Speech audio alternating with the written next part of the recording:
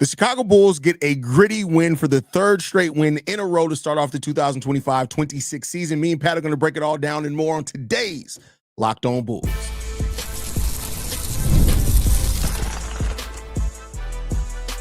You are Locked On Bulls, your daily Chicago Bulls podcast. Part of the Locked On Podcast Network, your team every day.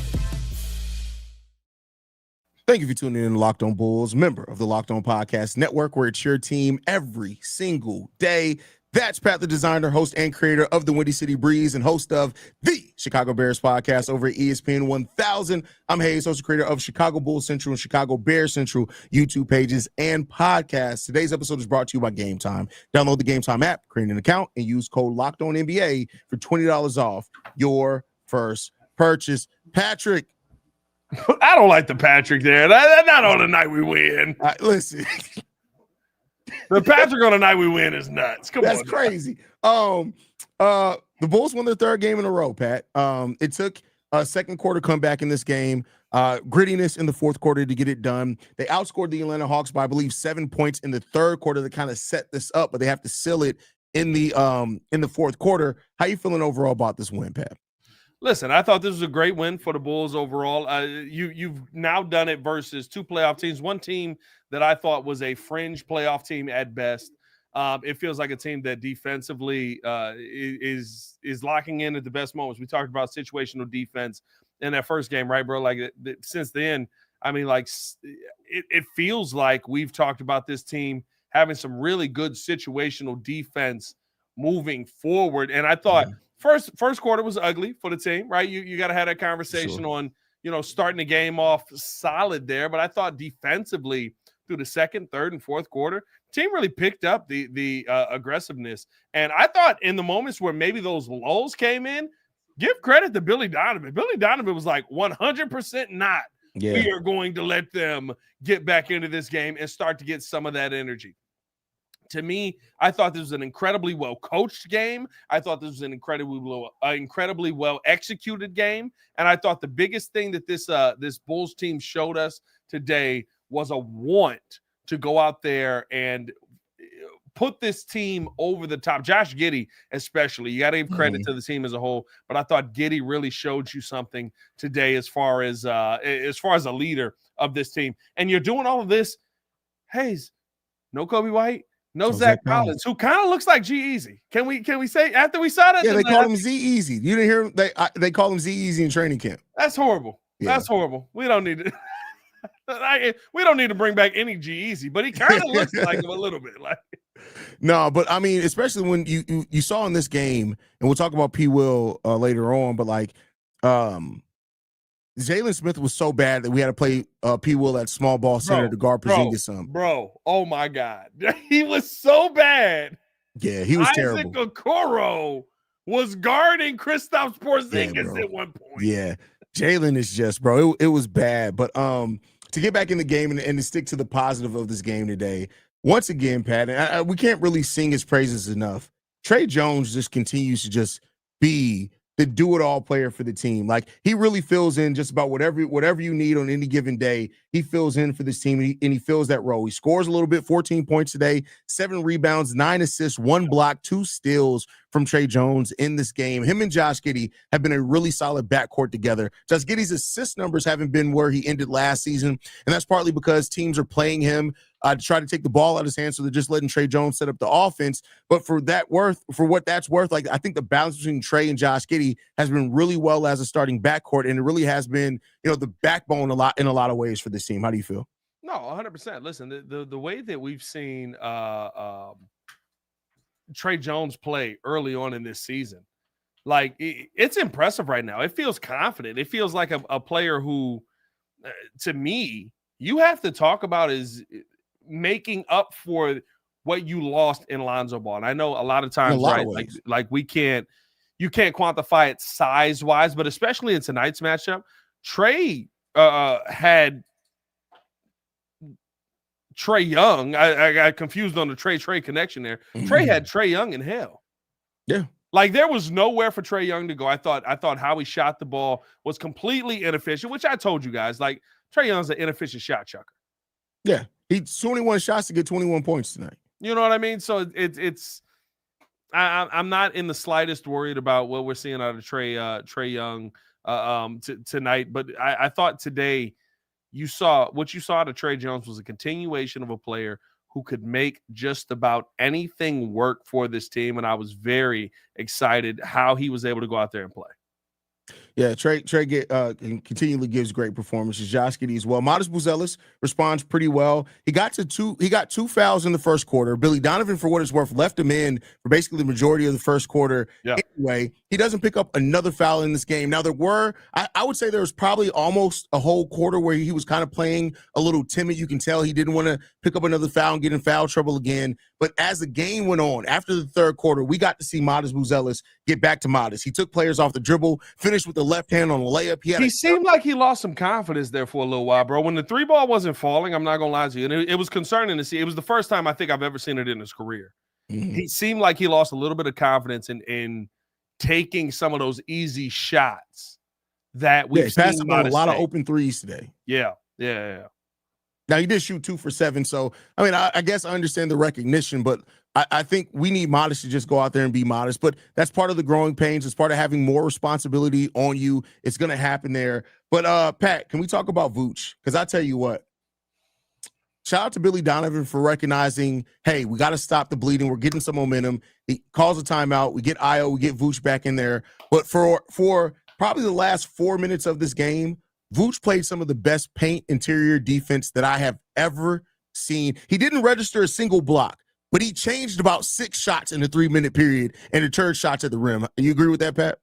Bro, Nikola Vucevic is playing at a level that we need to give praise to in a different way. Like, what we're seeing for Vooch is a comfortable Nikola Vucevic. And what I mean by that is it seems like when he's getting down low, when he's getting into the paint, when he's attacking offensively, he feels like there's not a shot he can't get. Bro, when he got to the point where he was backing in on Kristaps Porzingis, hit that turnaround, right arm float, baseline, it was just like Porzingis is basically, 6 inches taller than him, has the length as far as the wingspan on him. Like, there's a lot that Porzingis is getting. When you're taking that shot on Kristaps Porzingis, you're confident in what you're able to go out there and do. I thought that at the same time on the defensive end, bro, listen, you started off the game, Porzingis was giving it to you. Yeah, like Porzingis was a problem on the offensive end of the floor very early in that game. And I thought the one thing that I love that we saw out of Nikola Vucevic was, and Haize, listen, we're only 3 games in. There's a lot of games 79 games left. 79 games left. This Bulls team is taking stuff personal. Yeah. You can see it. Vooch was personally upset that Kristaps Porzingis was getting into him the way that he was in that first quarter. When the second quarter, third quarter, fourth quarter played out, how he was bodying up, how he was not letting Porzingis get easily into the paint, that was personal. Like, and I talked about this in the second game, and I was like, yo, like, it's not teams or players letting you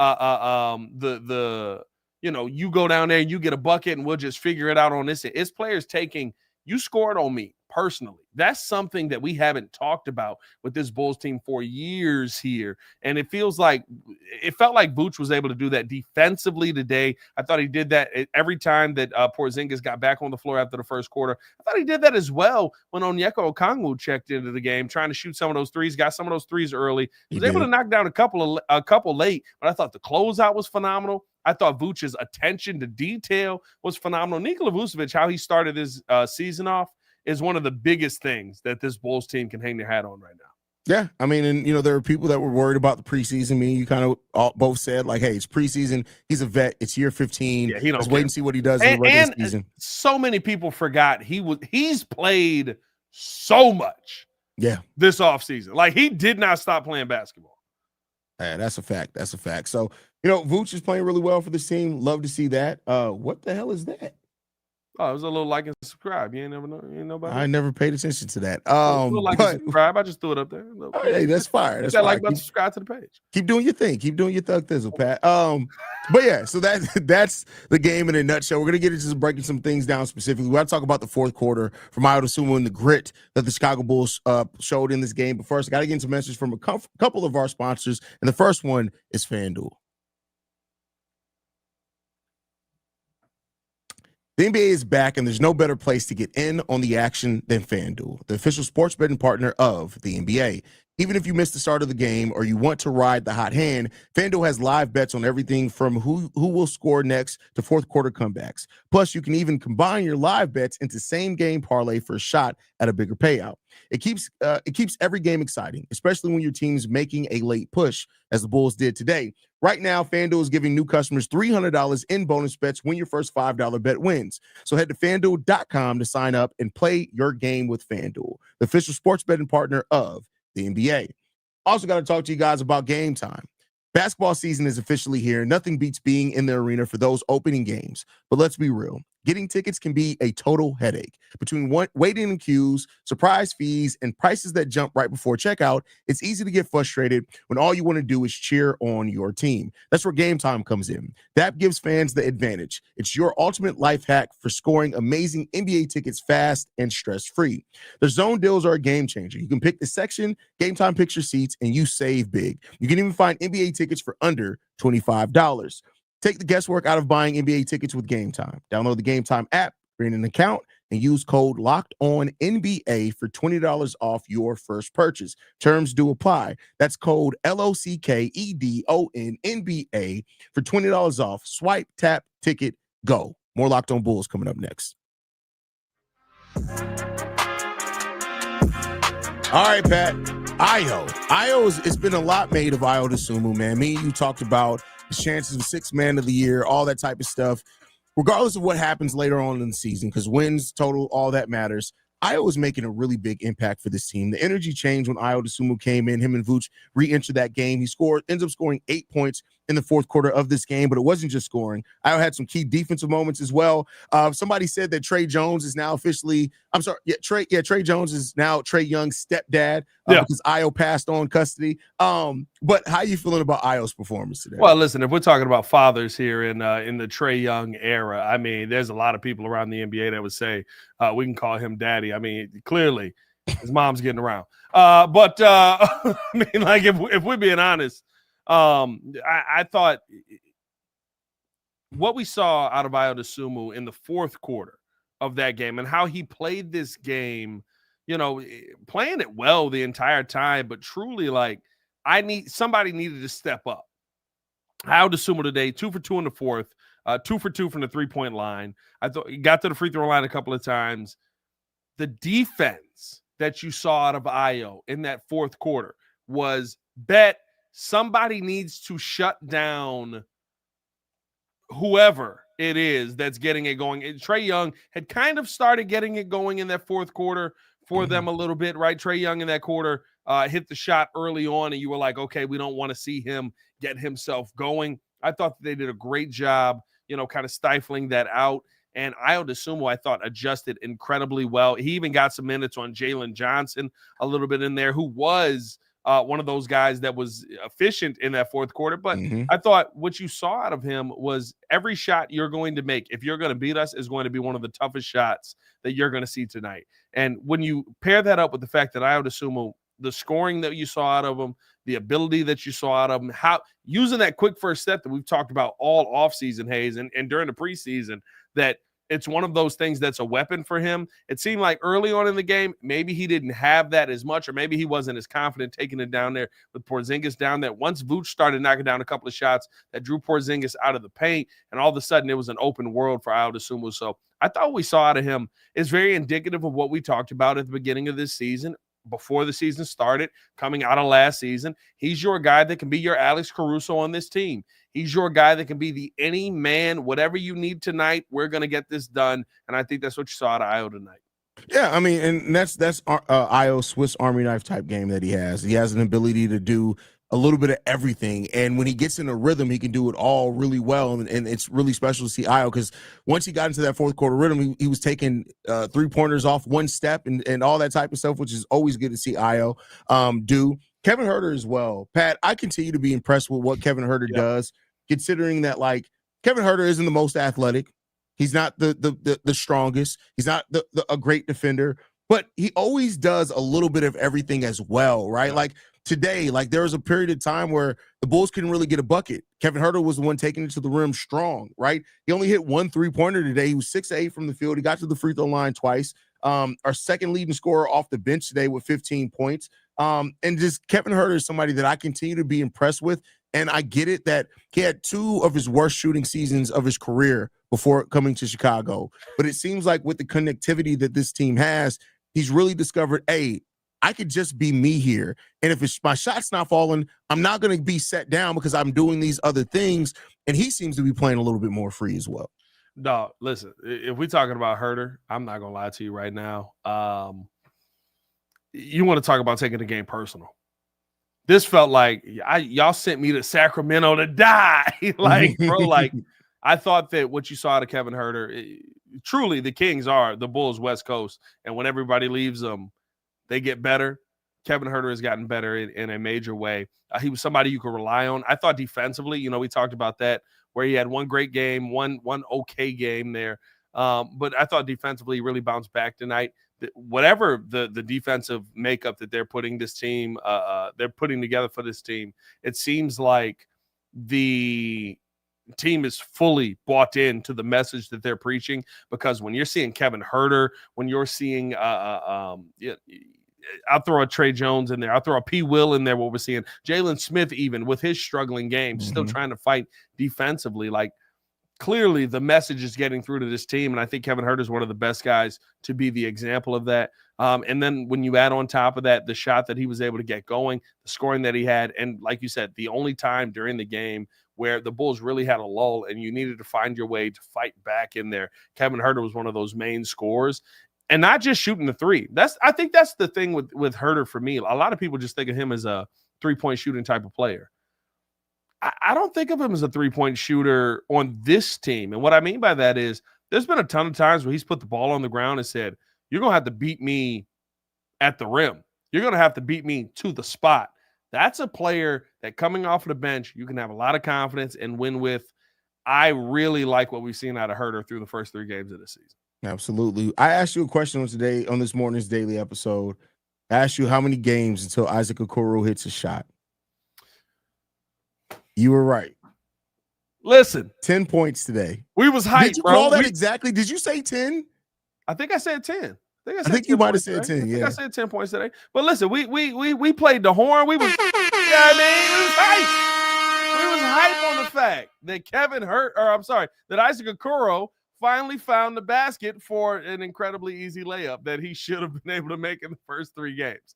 But that's, again, I keep saying this. When you talk about Okoro, what stands out to me is not the offensive game. And I know a little bit of a down game versus the Orlando Magic. But defensively, it felt like he truly bounced back a little bit tonight. Had to go up against some tough matchups. I don't think he has the size advantage in any of the matchups that he was on tonight. Jalen Johnson, Zachary Richachet, some of those, and coming off of the screen, he got mixed on to Kristaps Porzingis a couple of times as well, which is why that plus minus is looking the way that it is. But I thought Isaac Okoro did a good job, not only creating offensively today and shooting the ball efficiently, but also making shots tough. And I know, right, the made shot is the only shot that we care about. Sometimes if somebody makes a shot and it's over an outstretched hand, fading away, hand in their face, you just got to tip your cap to him and say, great shot. Yeah. And I would rather live with Isaac Okoro doing that time and time again than live with wide open shots in the middle of the paint or wide open shots in the corner. For sure. I mean, in the first quarter of this, and really throughout the a large part of this game, the Bulls were playing some good defense. They were just hitting tough shots. They were really just hitting tough shots. And, it is what it is. Turnovers were a thing early on.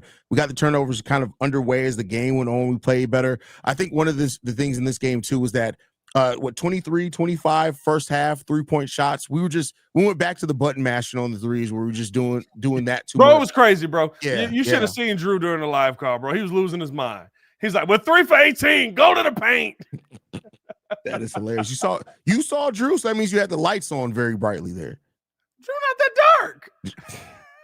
Drew, That was nuts. Drew was a shade darker than me. I'm just messing, bro. I know he can hear me. There's anybody dark on my show. I don't think that you should say that. I think that's actually like you're promoting colorism. Is that what's happening here? I mean, listen, we know we got light-skinned people. We got dark-skinned people. I don't think there's any dark-skinned people on my show. It's not a beef. They just don't want to do this type of content over it. You got C-Dub over there. C-Dub over there. Yeah. Anyway. C-Dub at sometimes, it depends on what time of year. Sometimes he look like 11:59. Sometimes he look like 10:43. No, we're not even going to play that. I was just messing with Drew. C-Dub is darkness. But,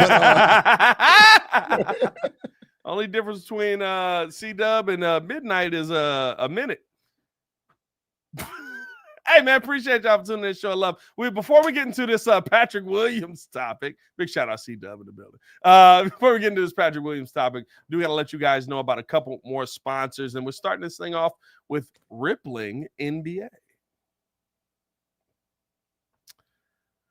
If you're a business owner, here's the truth. SaaS promised to make work easier, but now the average company is buried by hundreds of apps that slow down your teams and simply don't work together. That's not SaaS. That's sad. Software as a disservice. That's why you need Rippling. Rippling is a unified platform for global HR, payroll, IT, and finance all in one place. They've helped millions replace a mess of disconnected tools with one system designed to give leaders clarity, speed, and control. And right now, you can get 6 months free when you go to rippling.com/LockedOnNBA. Learn more at rippling.com/LockedOnNBA. That's rippling.com/LockedOnNBA for 6 months free. Also, we got to tell you guys all about Monarch Money. Let's be honest. Most of us can't even name our financial accounts, let alone what they're worth between 401k savings and investment. It's easy to lose track.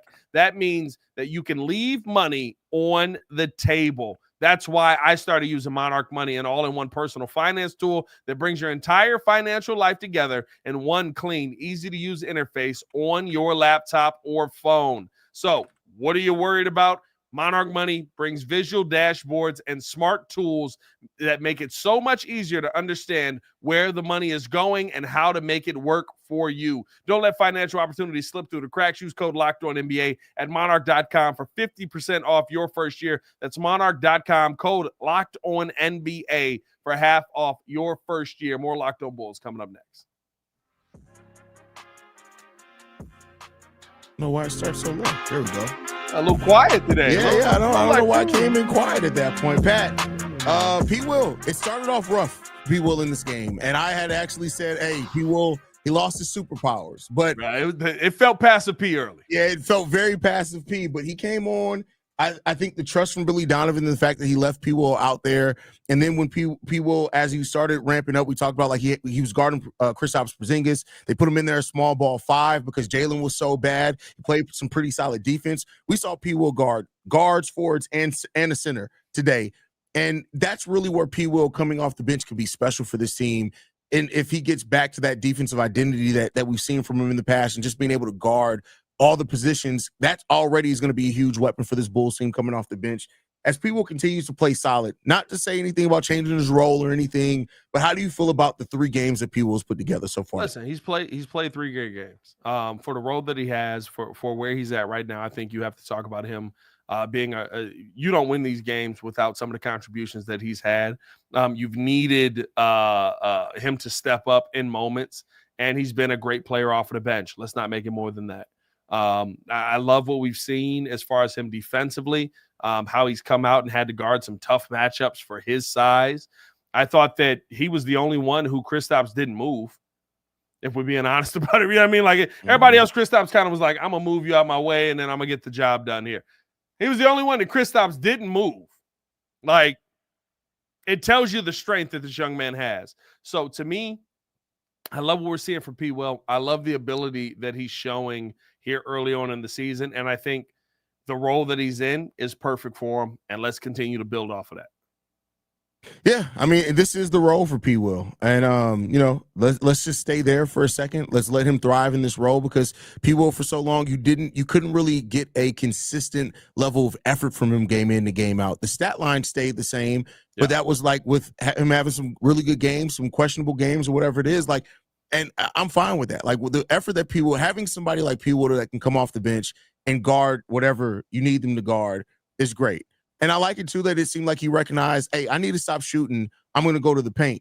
That's not something we can always say that P. Will has done. So those type of things are good. And I think P. Will has a level of confidence playing against this guy. And this is probably where always he should have been in this role. So let him thrive in it. Yeah, 100%.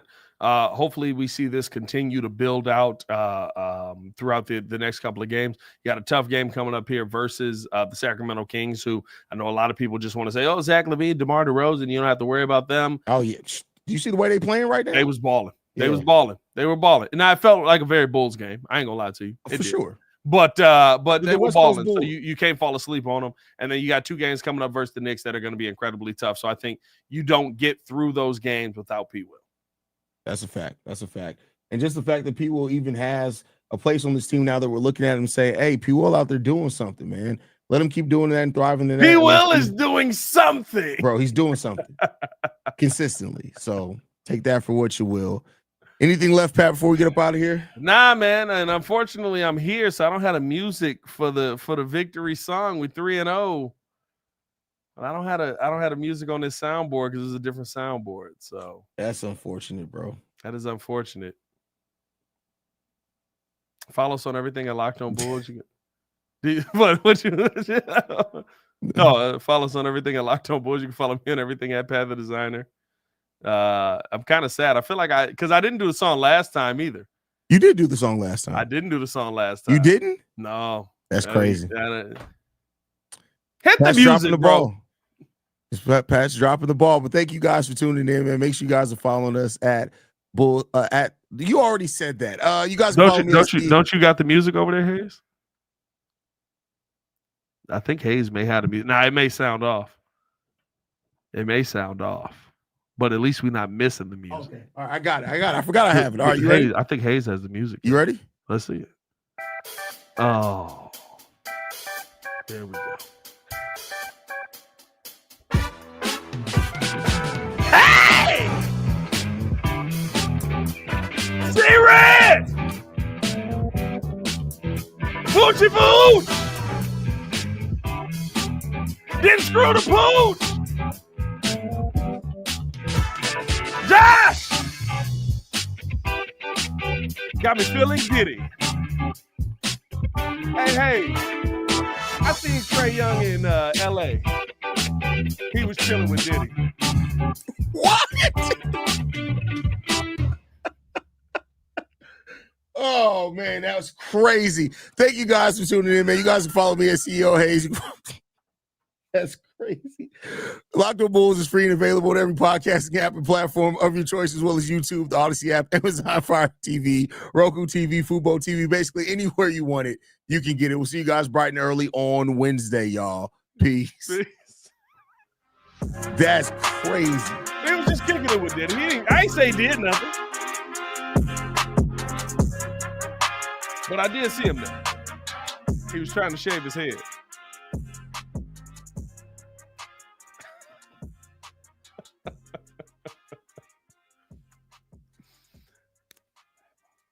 One of these